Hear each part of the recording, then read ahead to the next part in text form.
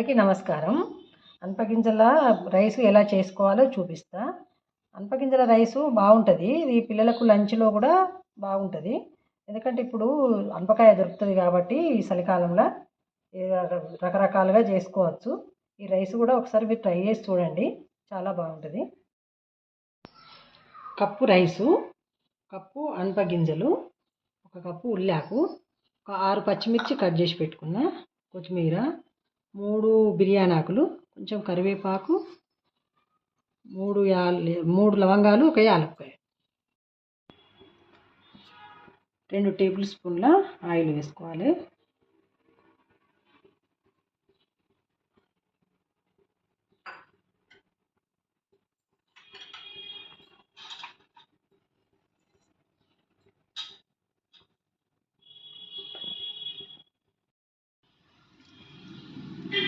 జీలకర్ర వేసిన,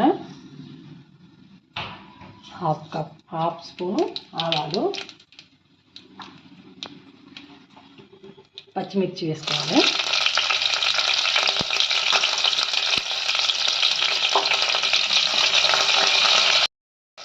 కరివేపాకు వేసుకోవాలి.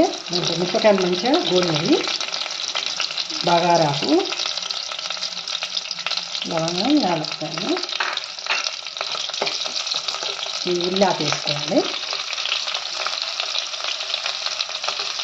మంచిగా వేగాలి. ఉల్లాకు మంచిగా వల్ల అయ్యేదాకా వేయించుకోవాలి.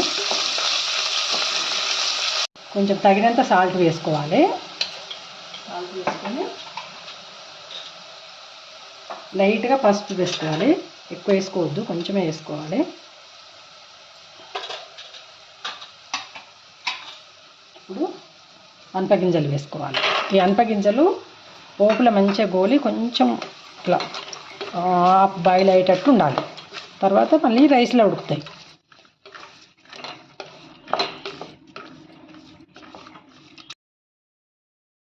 అనపగింజలు పోపులా కొంచెం ఎంత హాఫ్ కన్నా తక్కువ బాయిల్ అయినాయి. ఎందుకంటే ఎక్కువ బాయిల్ అయితే మళ్ళీ రైస్లో మెత్తగా అయిపోతాయి.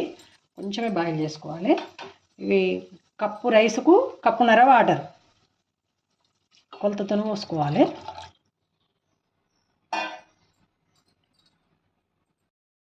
మసులుతున్నాయి.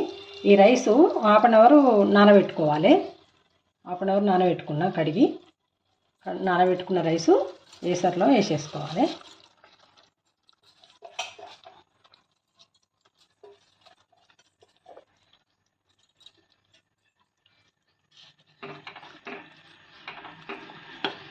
మంచిగా కలిపి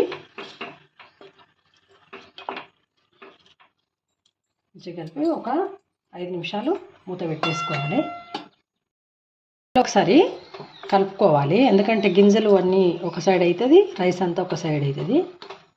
మంచిగా అన్ని సమానం గింజలు వచ్చేటట్టు కలుపు. ఎందుకంటే అన్నం అయిన తర్వాత అంత కలపరాదు. ఇప్పుడే కలుపుకుంటే ఒక 5 మినిట్స్ సిమ్లో పెట్టుకోవాలి. సిమ్లో పెట్టుకోవాలిగా.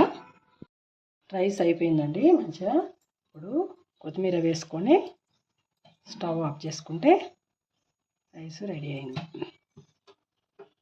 అనపగింజల రైసు రెడీ అయింది. ఈ వీడియో మీకు నచ్చినట్టయితే లైక్ చేయండి, షేర్ చేయండి.